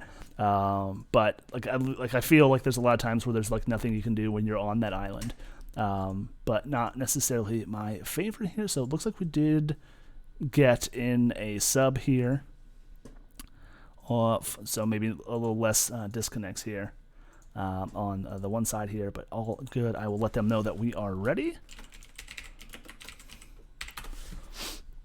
But what do you like to see here on Brax's Holdout? Again, we see a good 2-lane map here, so I would be looking more for a good team fight comp here, with perhaps maybe a little bit of wave clear, just in case they don't secure the Zerg wave there for in favor of them. So maybe like a good Gul'dan. I know, we maybe see maybe a Gazlo, maybe Jaina out there to really just help with that initial clear there. Maybe a Lucio for quick rotations. Right wing's always a good one on that. But yeah, and we're talking top lane, maybe even fingers crossed, get a Rexar out there, really just kind of let Misha do Misha things. Yeah, absolutely. I like that call. And Genji. I like Genji on this particular map. Again, Maiev. We'll probably see a Maiev ban again, but she's really good with that blink, can make that quick rotation of Genji. It's Tracer. It's you want to make those rotates because you want to be able to even Deathwing. We could see a Deathwing coming out here. As well. Yes. Just making sure no match history toward have been draft. Team 1 does have first pick. So, yep, we are good. Lobby is good. No worries here. What happened? I missed it, Mr. Potato Head. Good, sir. Hello. Welcome back. FF and the Pancakes. They were able to cap that objective. They did get the pick onto the May, unfortunately, off of that disconnect, and were able to capitalize there. So, unfortunately, just missed kind of one good team fight there, and they were able to end pretty quickly after getting that objective. But they opted for Brax's Holdout, your favorite map and mine. But yeah, like I think stats wise, I think it's my highest win rate map on my profile here. If you were to check, but I hate it. I just absolutely hate it. I win these, but I hate it. I just hate winning on this map. But to your point, Gul'dan, love Gul'dan on this particular map. Jaina is good as well. Orphea has some A-OK, but Tassadar again. So I think the Tassadar is going to be maybe banned out here from the side of Baddest Dudes. Yeah, definitely. Do you think we'll see a lot more of a kind of a hard DPS, really big hero damage out there, Dax, coming this game? I think so, but for me, to your point, I like the Brightwing here, but I also like the Lucio. For me, it's like imperative for to have the sustain for these long team fights. So Lucio with Brightwing don't have to really rely on mana to heal the team. Same thing with Ana. I don't think her Qs cost mana. But I mean, even Lucio can kind of give the offlaner some healing with that boombox if they opt for it. But we do see that Caravan. The Caravan, rightfully so, is going to be taken away from Courtney. Now, if I do remember correctly, I think she plays Mouth Heal as well, and we might see that in the 4-man. But we didn't see Hogger picked or banned last game, so I'm not sure if either one of these teams do play the Hogger. But out comes that Sonya ban again. Yeah, absolutely. And Sonya, again, as to your point, Sonya just an oppressive offlaner. So really good calls on their side here. All right, and just all around strategy, just turning around. So they do opt to leave that Maiev up. So let's see if they grab it here. But opting for the end-to-end event again, those salvations were on point. So running it in that pick comp. Salvations were key into canceling endings. But out comes that. Gaslow, sorry, Demon Grand. No Gaslow so far for you this evening, sir. But, you get one good game in on your hero of choice, and then usually you never get to play it again for the rest of the season. So here we go, coming out here. First pick. So first pick worthy here, we could see the Johanna getting picked up here from the Baddest Dudes, maybe taking that from Jäger, but in comes the Junkrat. I like a Junkrat on this particular map. Can zone, be a one-man zone, can throw a trap in the bush, can throw a bomb on the point, and poke from the safety of his. I don't know if you would have a. Do you guys have front porches there in Australia? Not on our place. We don't. Definitely, we're looking at the backyard here when I'm throwing the dogs outside. So nope, no worries, sir. I wish chat could have seen my face because we get my favorite combo in the absolute game here coming out from FF and the Pancakes. Blessed bees in the chat. We got that dirty bathtub coming out here with the Leoric Orphea. Dax's favorite bathtub is in play. Well, we'll see. She could opt for the bat alt in this instance, but either are going to be good here. So Junkrat is going to provide camp clear and wave clear for the Baddest Dudes here. So we do see the Diablo pick up here and Li Ming. So they are going to look to get some resets and blow some people up. Junkrat will have the clear and the self-defense coming out here as well. But do we see Leoric? Is this going to be a main tank Leoric? Ooh, that'd be definitely interesting. I don't think it's necessarily a bad call. You have a high health hero in Diablo that he can just sit there and kind of keep healing off of all day long. So not a bad call if they can go with it. Yeah, all right, so there goes the Urel ban. I don't hate to see that one. She can be a bully on this point, but to your point, Rexar is still available for both these teams if they do play it here. So Leoric does get taken away from Durlock. But again, we could see the Maiev. Maiev still available. We may see the Maiev ban here as well. But Maiev can engage really well for the Leoric until level 10s when he gets the Entomb. So I expect to maybe see that. But nope, not happening this time. Maiev, out of here. We ain't falling for those tricks. All right, we see, in my hopes here with your Dirty Bathtub Dax, wouldn't mind a little Stukov pickup here if we could see it. Maybe he's out there available and that silence be real dirty. Yeah, I mean, and that's another thing about running a Stukov with the Leoric is you get the pseudo buried alive at level 10 with the Stukov silence right into that. But here we go, Mr. G must have been hearing me talking about it in the chat. Gonna go ahead and grab that Lucio and that Cassia. But the nice thing about this draft over here on the side of FF and Pancakes is they all have the ability to self-heal as well. Cassia has healing at 4 depending on what she opts for. Boom, baby. And I'll quit talking about healing because we got a Dahaka pickup and a Stukov pickup on the side of Baddest Dudes. And then we do see Zixi gonna go ahead and pick up that Deathwing. Interesting. Definitely. So do you think we're off-lane Deathwing perhaps or a 4-man Deathwing here, Dax? I think it's going to be main tank Deathwing, but we've seen main tank Leoric in the past. It can work. Lucio is going to be able to speed people along to help them engage. Now, I don't know if the speed works on Deathwing. That's one thing I don't know off the top of my head. Let's jump to us while we load in here. I know the healing and stuff like that doesn't work, but I don't know if the movement speed will work on Deathwing as well. So that I don't know off the top of my head. I would assume that it probably doesn't. But I expect maybe main tank Deathwing or Mage Wing. Yeah, absolutely. And just, with the Lucio pick up, I like the rotational aspect of it, but especially if they do Deathwing in the format, and you're not getting a lot of healing for Cassia or Orgia on there. It's pretty low, pretty sustained from Lucio. So we'll see how this plays out for sure. All right, so over here on the left-hand side for the baddest dudes in the blue chunks, looking to take us to a game 3. We have Demon Grand on the Li Ming, Mad Kaiser on the Stukov, QJ Morris on Diablo Savior. Where are you running off to on that Junkrat? And up here is Durlock on the Haka. And who do we have on the right-hand side?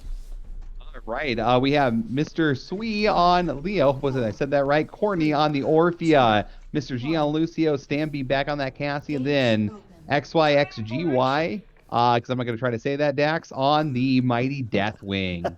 I don't blame you. I say ZXG. I don't know if that's right or not.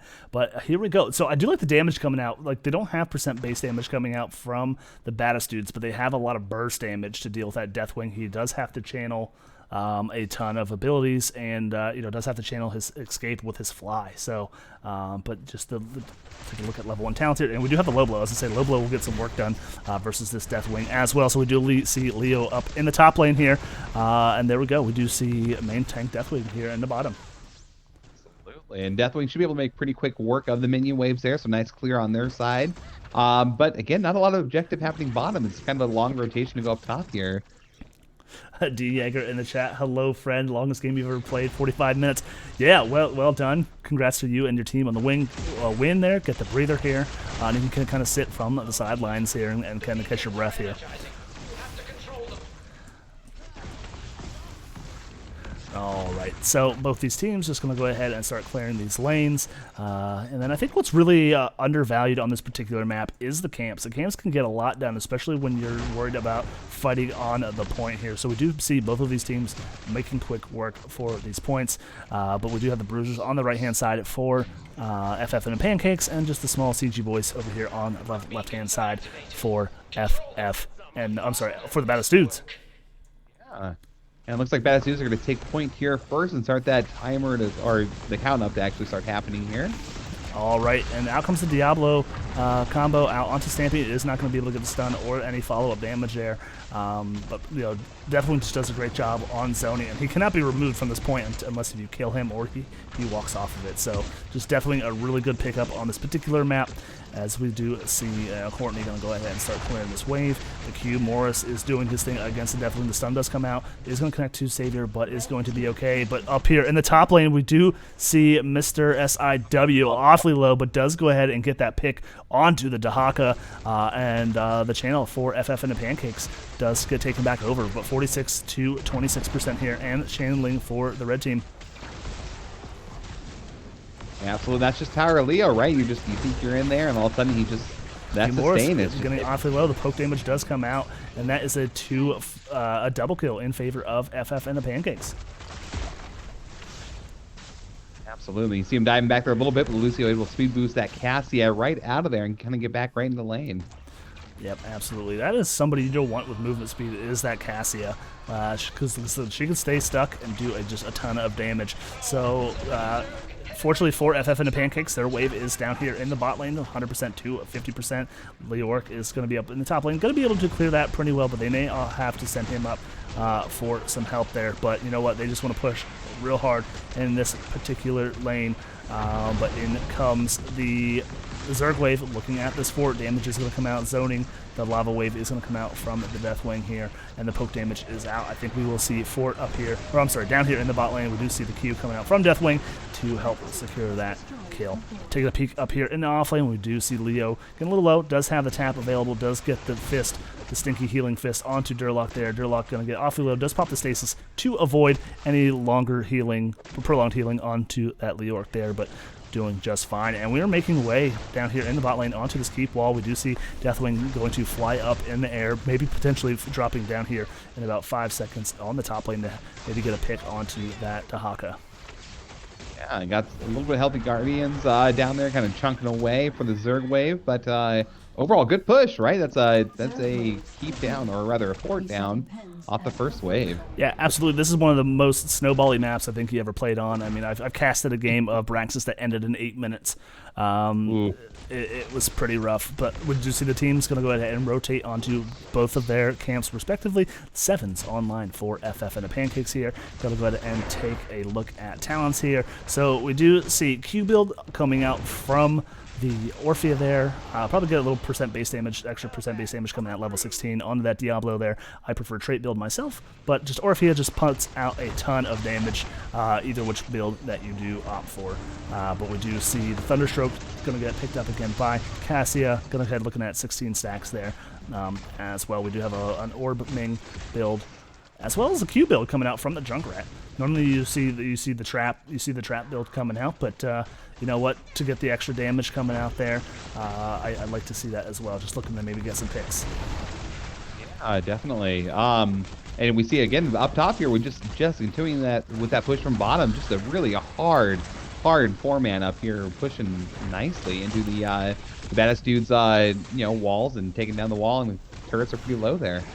Yep, absolutely. We do see Q Morse going to jump in onto that Cassia, but the peel is there. The science is coming out under the feet, so they're going to have a hard time not being able to push their buttons. But out comes the healing from this Lucio. Stampy does go in with the Fen, not going to be able to secure that kill. The boop is going to come out onto Courtney, but just not far enough back to kind of secure the kill. But she's going to walk right into that trap there, and that's one of the most painful things you can think about. Like you're clicking, you're thinking you're out of there, and then all of a sudden you're stuck in a Junkrat trap.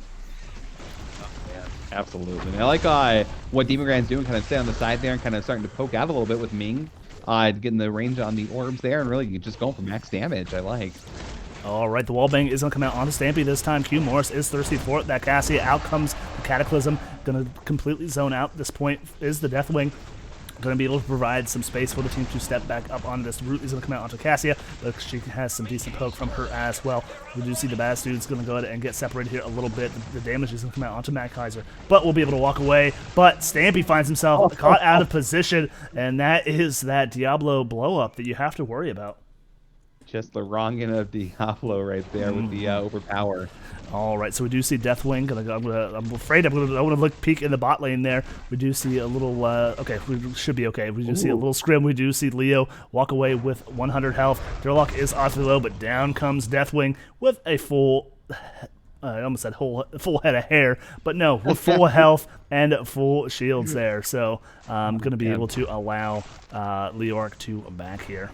So I think they might make the swap. I think they might make the swap come level 10, maybe once Leoric does get Entomb and the ults come online here for that dirty bathtub combo. Yeah. All right, the silence is going to come out. These silence coming out from Matt Kaiser are absolutely detrimental. They are on point. Out comes that. We do see the Q dash coming out from Courtney, but unfortunately not enough to get away from that Diablo. And QJ Morris is just absolutely playing out of their mind here in game number 2. Absolutely, that's the value of the Dahaka, right? Anywhere, especially on this map, there's so many vents you can come in from and really quick with it, but that 4-man turns into a 5-man fight real quick there. Yep, absolutely, the power of Dahaka. So we now see FF and the Pancakes just here on their back, on their heels. Sorry, we do see the dirty bathtub combo, so I am a happy clam. We do see the light bomb combo, or I'm sorry, the ball lightning going to be dumped into that as well. So going to be just a tremendous amount of blow up coming out here from the side of FF and the Pancakes. A little bit of a light bomb type of thing. I'll forgive you on that one. I'm just so used to call it light bombs. It's the man after my own heart there, Dak. All right, so we do see QJ Morris going to step up in here. We're probably going to see Leo is still in the bot lane. We do have Lee Ming down here as well. Mr. SIW does rotate out of here. In comes a blink from Demon Grand and 94 health. That fountain or that tower got in the way there from connecting. Out comes the Cataclysm from the Deathwing, trying to zone off from the team. Needs to be careful not to take any of those tower shots. Does get chunked out pretty well. QJ Morris trying to get onto Courtney here, but the damage coming out. Does dash in. Needs to be careful, but does live to fight another day. And Courtney getting awfully aggressive, having these Qs up, going to be able to auto attack here. Actually didn't go heals on the auto attack, so definitely needs to be careful here, but Zixi awfully low here. It's going to have to fly. But out comes the APOC combo. Is going to catch this Cassia. Out comes the silence again from Mr. G. Not going to be able to pop into it. Skates back into it. Not going to be able to pop the sound barrier. It does go on the 10-second cooldown. And again, great silence coming out from Mad Kaiser here. Absolutely. As a Stukov player, it's always so oppressive and specking into the maximum damage there on the silence, the expanding, and the extra crit damage. It's good, but maybe he finds himself a little too far in here, kind of getting pushed out. We'll be able to walk out of there, but not after taking a lot of damage from FF and the Pancakes. They're kind of punishing Stukov for being a little too frisky with their keep. All right, and Jazzy coming in with the raid of 21. Hello, Jazzy. Hopefully your games are well. Hopefully you're doing wonderful this evening. Looking forward to catching that pod here later. We are in the middle of the action here. QJ Morris is trying to invade on this camp, but does have to peel away. Great hidden positioning coming out from the side of Baddest dudes here, but QJ Morris does find himself kind of out of position here a little bit. Mr. G can put on the speeding boosters. We'll see QJ Morris going to go ahead and steal that globe, and does get the Q onto Courtney to help disengage, but out comes the stun from the Deathwing position, putting in some more positioning, but out comes the fear, going to connect onto the Stukov, so he does run away, but Zixi needs to be careful because all of that damage is coming out from that Li Ming here. Don't catch an orbit to the mouth there, Deathwing, because that will take you down. And great counter push here back from the Baddest dudes here. Take a peek at the bottom lane. The silence is going to come out onto Lior. Does get the tongue stun there, but in comes the cavalry to help Mr. SIW. And I like that rotate there from FF and the Pancakes. Absolutely, and what a great up top. Go back to that little engage there from Moore. It's just a way to wait, be patient, and then cue that Orphea to kind of really just escape what could have been a pretty good death there if they would have been able to stop him. All right, and Q Morse opting for the APOC combo there, but unfortunately not going to be able to flip Courtney back in time to connect that. But we do see the W coming out from the Leoric there. We do see the stun come out from Deathwing. Not going to be able to connect with anybody. Great capture top here. As the whole team from FF and the Pancakes, rotates down here into the bot lane. Absolutely. I was hoping Leo might stay down just for a bit longer there. Maybe look for that dirty bathtub to make Dax's night, but yeah, wait a little longer for that. Darn it, FF. I didn't need to see a dirty bathtub. Great tongue coming out onto that Cassia, right into that silence. With the stun coming out from Deathwing, out comes the Turtle Feast for that zoning. In comes the APOC as well. The Ball Lightning is doing work in the back line. Needs to separate. Stop, drop, and roll, but out comes the double fear coming out. We probably have to get a pause here because Stampy does get disconnected. Cassia is running for the back, and there is that pause. Jumping back to us here. Strong winds in the Northeast here. Oh man, what a good way to pause right there, though. Definitely a nice engage. And Pancakes really put it to him with even the 4-on-5 just wasn't enough to really secure a kill. Ended up trading 1 for nothing there. Yeah, that got awfully low there, and then that internal feast coming out from the Cassia. I know we were hoping for that dirty bathtub there, but just still time. You know what? Just a good placement on that particular all. Even certain abilities in the game, like just it may not be productive, but just forcing the enemy team to walk where they don't want to walk, I think is very underrated. Just great job there. Unfortunately, Li Ming just trying to choke or just get the damage out onto that Deathwing. Yeah, one of those things, right, where you can kind of use it a little bit in curious ways. You use it to kind of do a little bit of zoning there as well. You don't want your team to kind of jump back into that Eternal Feast there. Or really, like I said, it was really just nicely on the Ming there. She didn't really have much help, but just enough to really allow for a Q and a chomp, and that was the end of Ming's time on the field there. Yeah, absolutely. And Orphea just does so much damage. Frozen computer. So we got down power lines. We got bad PCs. You know what? It's a Monday, everybody. I'm just glad you're here, hanging out with Punisher and I, watching some NGS, this game that we know and love. And you know what? It's, again, like, as bad as it is, as bad as it feels. But again, we're here in the Nexus, and there's no place we would rather be. Absolutely. But taking a look here at the hero damage. Sorry, go ahead. Oh, no. I was going to say, I honestly, I don't know what I was going to say. To be honest, there, just felt like an appropriate time to say something. Nope, you are good. Yeah, but just switching over here, looking at the stats. So the healing coming out from Stukov, 32,000, and the Lucio, 28,000. So both these healers just doing a great job keeping their allies alive here. Damage coming out from the Li Ming, 25k, to Orpheus, 32k. So yeah, just to your point there, Orphea just a great hero. I don't care who says it, but she just pumps out an insane amount of damage. And really hard to heal through. And like I said, if you build her properly, she's essentially a bruiser also, because she has engage, disengage, and self-healing. And then, if you don't go Internal Feast and go Crushing Jaws, she has CC as well. Absolutely. The one thing I'm curious looking at talents here, Dahaka opting not to go race car build here. Is that you find that a bit surprising, Dax, especially with the amount of vents and how quickly you can rotate from top to bottom, even with the his straight being down?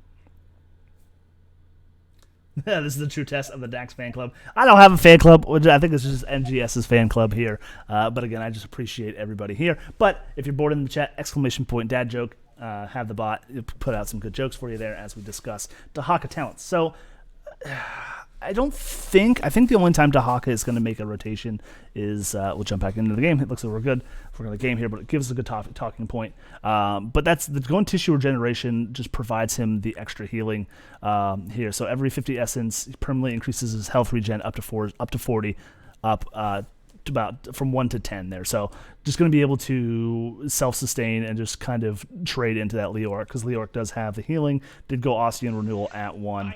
And the healing off of his Drain Hope. Yeah, absolutely.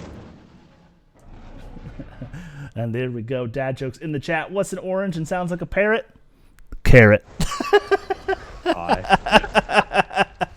Love to see it. I find this funny. Hey, you know what? They're pretty good. They're pretty good jokes there on the bot there. But thanks for spamming that one in the chat. Love to see it. So out comes the 100% Zergling channel here from the side of FF and the Pancakes. They are opting to surge here in the top lane. I said, didn't look like anyone was going to go ahead and defend bottom, but we do see Dahaka walking his way down there, and Leo as well. So down the Zerg wave does make quick work of this fort here, and setting their sights here onto this keep. So even Talontiers for Baddest dudes. I'm sorry, go ahead. No, I was going to say a healthy push coming out from the red Zerg wave here. So I suspect we'll see a, potentially a lot of damage maybe coming to keep here if they don't really quite clear it sooner. All right, absolutely. So, that's, again, those silences coming out from Mad Kaiser are just absolutely, we saw Courtney not be able to push any buttons there and getting awfully low here, facing that front wall here. And Jaeger with his own dad jokes in the chat. Love to see it. Love to see it. So QJ Morris looks to go in on this enemy team here, but does get pushed back here a little bit. I think they do save their keep here. Definitely just trying to get the remaining damage out onto it. The poke damage is going to come out, but definitely should be able to get out of here with his life. But does save that. Now down here, we do take a look at Durlock is pushing as hard as he can, looking to get equal trading down here. Does go ahead and he should succeed in getting that keep wall there. So opting to help his team get a win condition there in the bot lane if they happen to get a boss or maybe even win a team fight here. 16's not quite online here on the side of FF and the Pancakes, and I think this is the shot that Baddest Dudes needs to take here if they're going to take a team fight. I'll show them some excitement. Absolutely. The hawk up in the air, kind of regenerating, but now's a good time to go in. Maybe try to look to force the 3-on-5 or even the 4-on-5 here from the Baddest Dudes. Yep, absolutely. I'm not sure if we're waiting for the APOC combo or just maybe somebody to step up out of position, but yeah, to your point, let's see. We do see Leo going to rotate in here as well. Nobody is stepping out of position, so great position coming out from FF and the Pancakes, and they do peel off as well. Deathwing up in the sky. You hear them growling up there. Both teams are going to opt to rotate on to their bruiser camps. Yeah, looks like we'll wait a little bit longer to get that, the top, the top keep worked on here, or the top 4, whatever the appropriate name is for that. Here we go. All right. So both teams are going to take a chance to go ahead and scout out this boss, make sure the other team is not doing it. There's camps all around for both these teams. 16's now online. Just a hair away from 16's is the Baddest Dudes here, but they do need to be careful. Durlock is showing out in the middle of this wave. Demon Grand is here as well. But again, both teams keeping an eye on that boss. We may see a good team fight for that boss and potentially the game here. Yeah, I definitely made short work of that camp up top. So we're going to see they're called the Siege Giants or the Fire Bats, I believe, there, if we're into StarCraft lore. All right. Dash, is it time? Oh, there it is. Out comes the APOC. We do see a little bit of the Dirty Bum combo. Out comes the silence as well. Mad Kaiser finds some stuff getting chased down here. But that swipe, but unfortunately, Deathwing cannot be swiped, and down goes Mad Kaiser. And that is a 2-for-0 kill in favor of FF and Pancakes. And out comes, they're going to back up here a little bit. As I say, they may look to end here. Demon Grand is trying to get all of the damage out onto the Deathwing and Courtney, both awfully low. The healing coming out from Lucio, but they are 5 facing against 3. And out comes the stun from Zixi, but he is going to have to back off. They are not going to end here. Yeah, I mean, they got a lot of work done on that. 2 kills and a win objective there, bottom. So really good job. But with fights continuing there, it looks like. Yep. 1 kill on the Orphea. Yep, down goes Courtney. Q Morris is not done. Stampy is stepping up to get Demon Grand, does teleport out of there. Out comes the Entomb to try and help with that, but does get caught. It is Demon Grand, and down goes Li Ming. But they are awfully low. They do have to peel back, so we don't have to worry about FF and the Pancakes opting to win here. So they may just try and win with this next objective. So team rotating up here to the top lane. Going to go ahead and start that channel there. And same thing with QJ Morris. Going to rotate and start the channel down here in the bot lane. I feel like there's a good Goodwill Hunting joke with Leo the janitor there, but what a calculated wall that was. Yeah. Just perfect spot to kind of catch Ming in a bit of an awkward on their teleport, and we see her go down up top there, but I'll have to work on that. I feel like there's something there for that. No, absolutely. So out comes the APOC combo. Lucio does get stunned. Stampy finds himself out of position. Out comes the ball, lightning, and the turnaround coming out from FF and the Pancakes. But in comes Durlock, Nice. looking to dig in here. The silence is going to come out, or I'm sorry, the adaptation is going to come out onto Stampy. Out comes the Entomb, but out comes the Riptire as well, trying to chase down Stampy. But it will go down here. Maybe, perhaps, throw a Q at it. I think you'll live. That's okay. Do have the armor out onto Cassia there as she's running. So nice job. Mr. G does sneak out with their life. But nice team fight, nice turnaround there from the Baddest dudes. Absolutely. A good APOC there, just not quite enough. We see, I think, the value of Lucio right there, just throwing speed boost down and really helping Cassia kind of get out what could have been a really, unfortunately, poor situation for her. All right, and we do see the backline flank. QJ Morris is going to step up here. I'm going to hide in this bush. Look to jump on the backline with that APOC.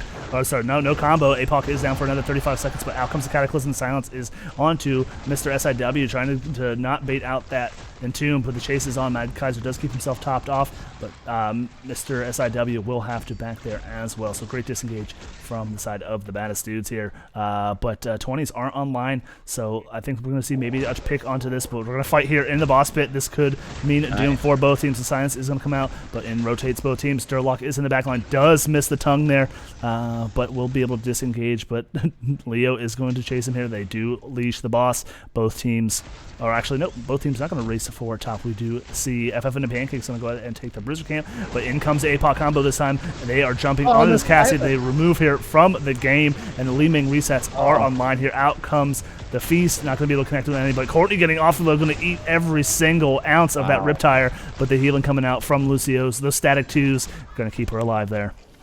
And that was the fight they needed. They, have time now. We have a boss that's up. We do have a camp pushing top, and I think we'll be able to clear that in time. But what a good time for the Baddest dudes to engage there. Nice combination coming out of the Diablo and Stu Top to really combo nicely on each other. Yep, absolutely. So this is going to go top because it follows the same principle as the Immortal in the Infernal Shrine. I'm sorry, not the Shrines, but the BOE. As well as the channeling of the objective here. So they need to catch this as well so they can get a good hard push top with the boss and their objective. The pings are going to come out there, but Durlock is going to rotate back, going to go ahead and clear the Winions on the core, but the entire force of FF and the Pancakes outside of Cassia is down here in the bot lane, going to go ahead and cancel that channel. So sitting at 70%, they're going to play the Ring Around of the Rosie game. So they wanted to cancel that, so they didn't get both. They're going to opt to go up top and just defend this boss at the keep wall, but this should mean that the objective is going to go over free to the side of Baddest dudes. And, being down level 20s are online here for FF and the Pancakes just shortly. Leo is going to opt to play the Ring Around the Rosie game with the Baddest dudes. Going to go ahead and cancel that channel at 76%, but the team is here, needs to get on out of here. But could see them, boss is done, could see them team fight here. Now, knowing that they have 20s, the whole team is here. Absolutely. Out comes the Silence Entomb onto that Junkrat. Out comes the Cataclysm. The Silence is out. There is that Dirty Bathtub. But down goes the 1-for-1. Down goes the Junkrat. Down goes the Leo. Out comes the Splitting Swipe. Not going to be able to connect to anybody's stun coming out onto Durlock as well. But out comes that Fear from the Deathwing.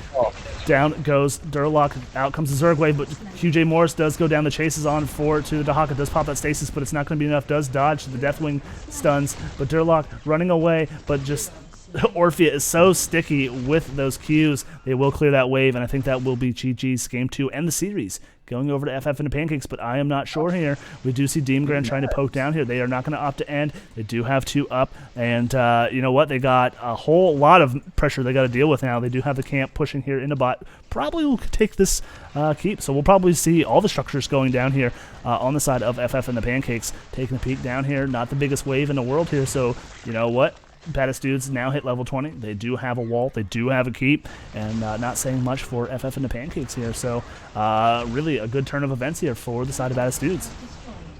Absolutely. We have a really, really nice game on our hands here. I don't think they just quite had enough in that. Unfortunately, with the pressure, I think that the race would have probably gone to the Baddest dudes there with the Zerg wave, but kind of assisting with that in the top lane there. So good call on them to kind of go back, recover, say, you know what, we've been doing pretty good in team fights. Let's kind of live to fight another day here.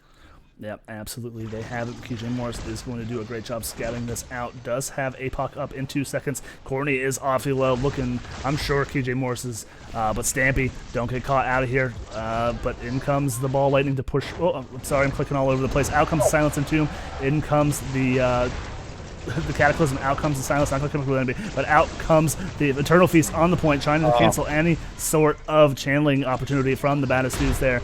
Out comes the Flaming Sweat, out comes the Riptire. All the ults are being pushed here. These teams are fighting for supremacy here. Down goes the Junkrat. That is a 2-for-0 trade in favor. The chase is on onto their luck as well. Mr. ISIW will be able to sneak out of there. Demon Grand in the run of his life here. Does he have Blink Up? Mr. G looking to get on the opposite side and push back here, but not able to outrun. Hold the Blink. Does he able to get it? Just get those auto attacks in. Just get those auto attacks in. And down goes Demon Grand. And there we go. That is a 4-man team wipe for the side of FF and the Pancakes. And I think that will be it.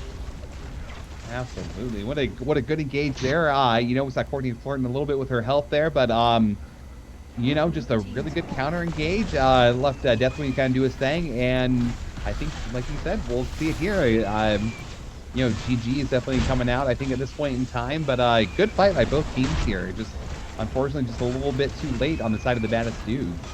Yeah, absolutely. Both of these teams look pretty evenly matched. Really good set of games here coming out. From both of these teams. Looking forward to seeing these two play again. But to your point, just unfortunately, just kind of came on late in both of those games and just not early enough to you know, finish out there. But you know, GG's going over to FF and the Pancakes. Going to jump over here to the match summary screen, take a look at these stats and talents here while I see if we can get an interview. All right, anything catch your eye here? You know, I think we see what we expect, right? You know, Orphea just kind of proving her supremacy here. You know, with coming out top damage there. Cassie right up there with her as well. So a good pairing on the side of FF and the Pancakes to really kind of you know, say, you know, we'll see your Stukov quick healing and burst healing. We'll just kind of poking you down and really capitalize on it. All right, let's see. I'll ping both the captain and the assistant captains. See if we can get that interview here.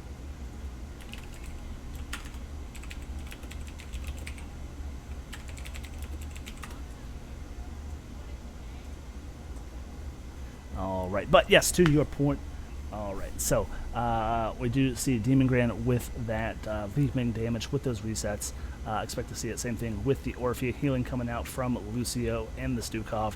Again, Lucio healing on Brax's holdout. Doesn't have to rely as much on mana. Can sustain in those long fights, but it didn't really seem like long fights. It was just kind of one pick here and there, and both teams just playing a ring around the rosy.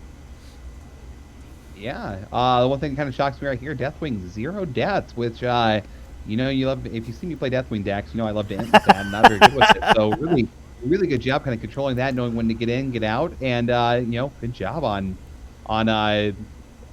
XYXGY there, whatever, however you pronounce the name. You know what? We will be able to ask them because it looks like they will be the one doing the interview with us here. So we did opt for auto attack Leorc that time, which it seems to be the new hot onto that particular hero. Again, Q builder coming out from from the Orphea, doing work. Q build again from Cassia, but standard builds across the board. GG's to both teams here. Jumping back to us. Let's see if we can get into a lobby here. And then we will whisper. All right, Punisher. I will have to leave you for a small amount of time. We'll meet you in lobby 1. Sounds good. Alrighty.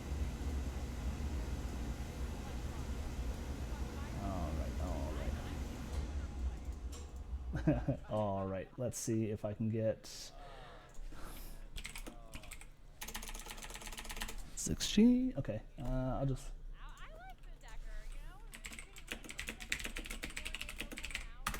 Let's see.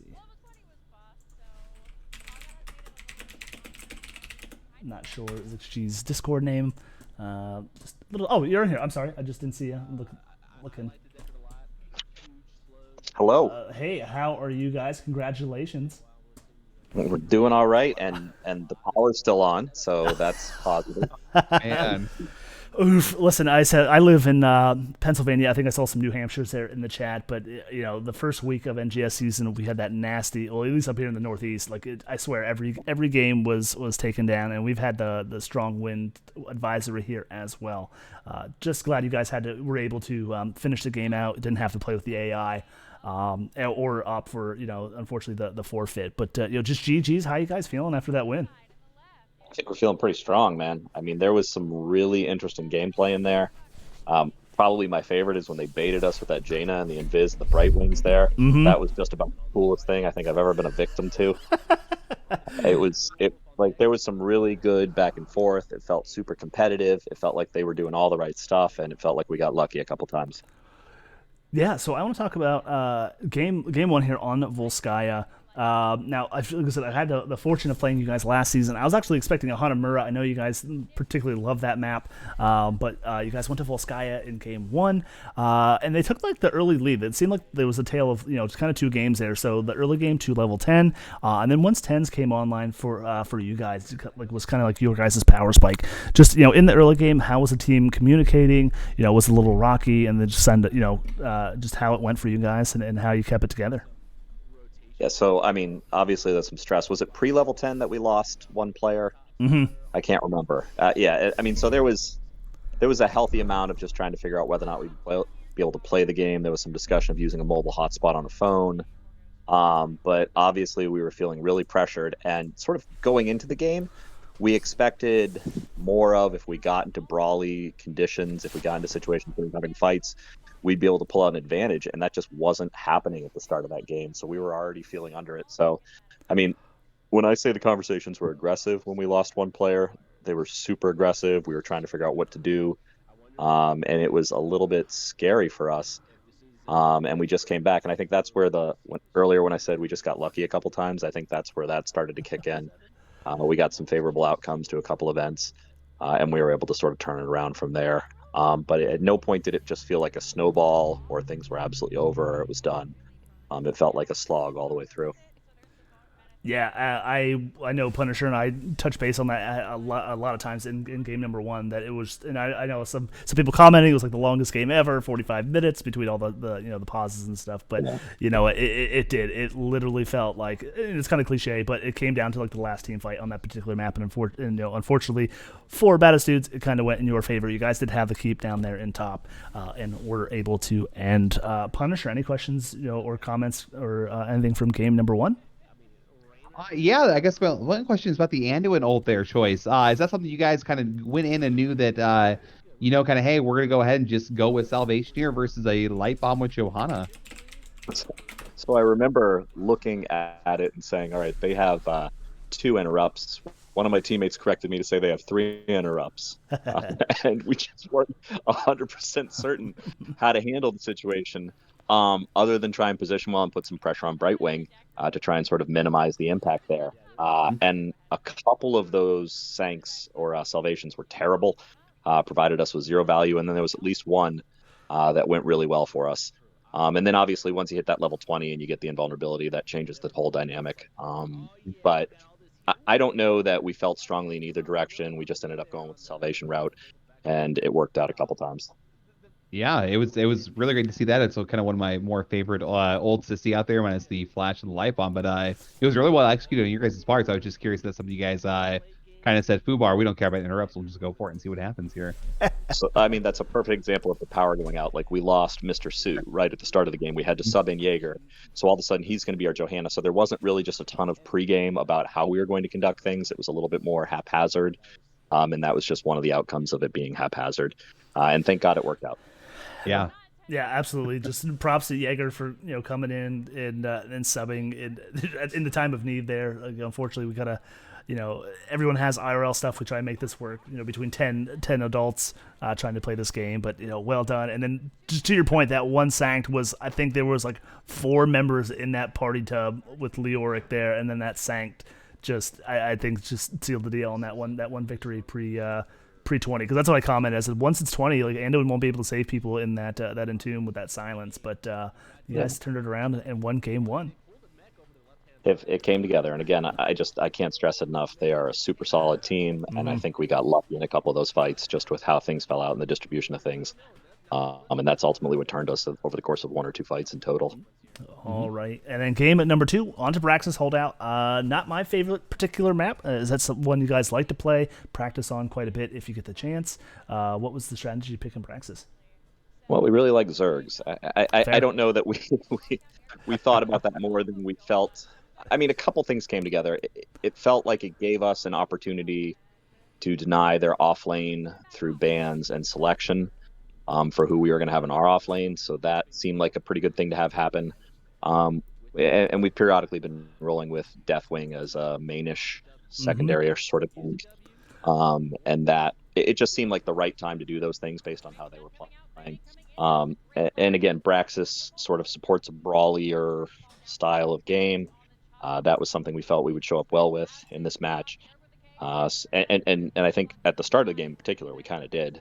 It fell apart later in the game, but at the start of the game, that brawly mentality of trying to get in there and have some fights worked out for us. And all of those things put together is kind of what brought us to Braxis in that pick. Yeah, absolutely. And I was going to bring up the Deathwing pick, and you kind of answered it there with the main tank Deathwing, because I wasn't sure. You guys, I think you first picked Leoric maybe to take it away from Durlock there, but I was kind of tossing around the idea. Well, was it main tank Leoric with? I was even calling for the Maya, but they did third ban it there. But yeah, it was just again something you guys practiced. Not trying to give away all the strats here on the cast, but yeah, just. Seen it here or there, but Braxis does make that map though. But it worked out for you in the end. Yeah. So I mean, I think Deathwing has it's something we're comfortable with. We feel pretty good about a Deathwing just providing some stuff from the back, and then being able to step up and take some hits and get all that health back pretty quickly. But I don't know that our consideration went much further than we're trying to deny them an off lane pick, and we're trying to create a situation that we can get some brawls with, and it sort of led us to that comp. Their Maya ban was spot on. That was absolutely something we were thinking about doing there, and they caught us out in the open with it. But Cassio was a perfectly reasonable sub. So. Yep, absolutely. Punisher, any more questions for before we let him go? Nah, you took my Deathwing question there, but yeah, you guys felt like you played it very kind of how I like to play my HOTS, which is very just ARAM brawl and fight it out. You guys did a really good job. Counteracting a lot of the APOC Stu Cop setups there. So just well done on your guys' part.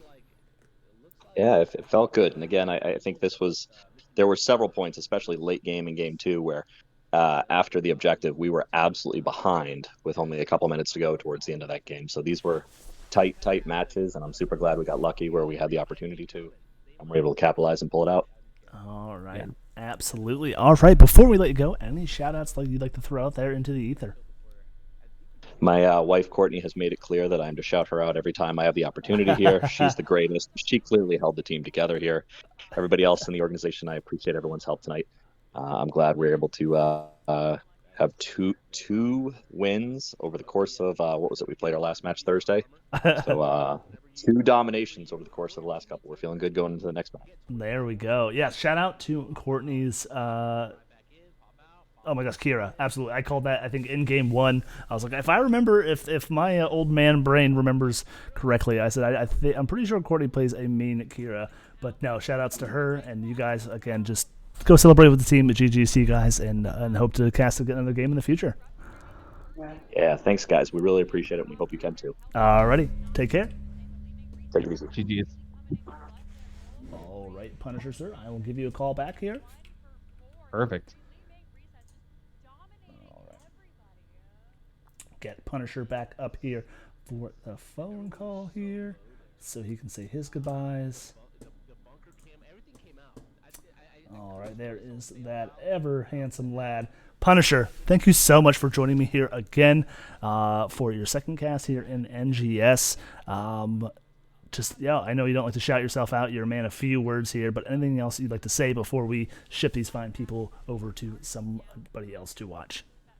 Man, a few words. No, again, thanks everyone in chat for joining. It's always great to see Dax's numbers go up here. And again, Dax, thank you. This is, again, kind of it's been fun watching and being able to kind of pretend I know what I'm talking about here a little bit with HOTS. So hopefully it was enjoyable for everyone to kind of hear the banter. And that's about it. All right, absolutely. So hopefully, I know I have another cast. I have 2 casts on Sunday. I have one earlier in the day. I'll be actually I'll be joined by Born to Shine.